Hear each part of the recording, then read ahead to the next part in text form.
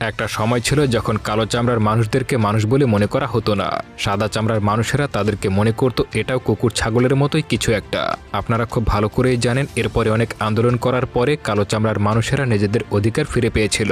তবে এর মধ্যে কিছু শ্বেতাঙ্গ মানুষ ছিল যারা কৃষ্ণাঙ্গদের হয়ে আন্দোলন করেছিল। এজন্য সরকার ওইসব শ্বেতাঙ্গদেরকে জেলে বন্দি করে রেখেছিল। আর এমনই একজন মানুষকে জেলে বন্দি করে রাখার পর ওই লোকটা শুরু করে দেয় জেল পালানোর এক অবিশ্বাস্য ঘটনা। শুরু করার আগে বলে রাখি এটা কিন্তু একটা সত্য ঘটনা, তাই পুরোটা দেখতে থাকুন আর অবশ্যই চ্যানেলটি সাবস্ক্রাইব করবেন।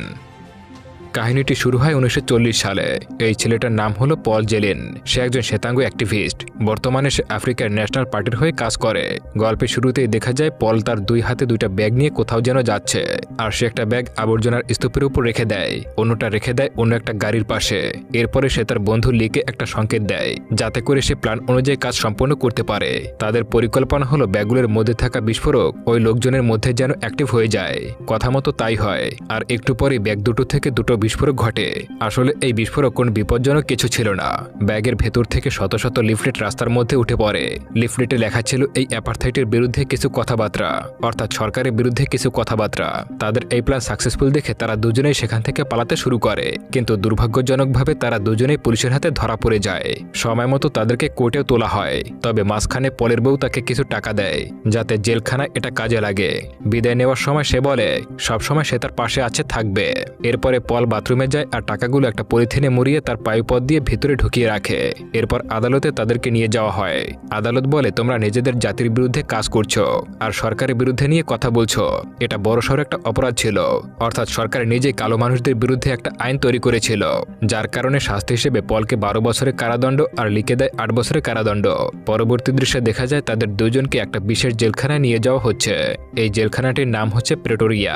এটা বিশেষভাবে শ্বেতাঙ্গ অপরাধীদের জন্য তৈরি করা হয়েছে। এরপর তাদের দুইজনকে জেল অফিসার মার্টিনের হাতে তুলে দেয়। তাদের কারাগারে নিয়ে যাওয়া হয় আর মার্টিন তাদেরকে এখানকার সবকিছু বুঝিয়ে দেয়। পল তখন চারপাশে সবকিছু দেখতে থাকে আর দেখতে পায় এখানে অটোমেটিক কিছু গ্রিল দরজা আছে, অসংখ্য নিরাপত্তা বেষ্টনী আছে আর এই জায়গাটা বাইরের জগৎ থেকে সম্পূর্ণ আলাদা।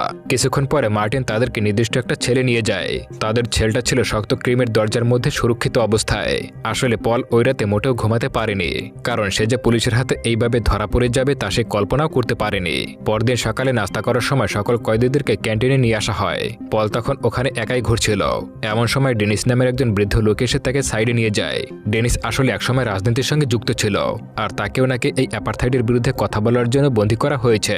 অর্থাৎ কালো মানুষদের জন্য কথা বলার জন্য তাকে বন্দী করা হয়েছে। সে বর্তমানে যাবজ্জীবন সাজা ভোগ করছে। কিছুক্ষণ পরে লি ওখানে যোগ দেয় আর তিনজন নিজেদের পরিস্থিতি নিয়ে আলোচনা শুরু করে।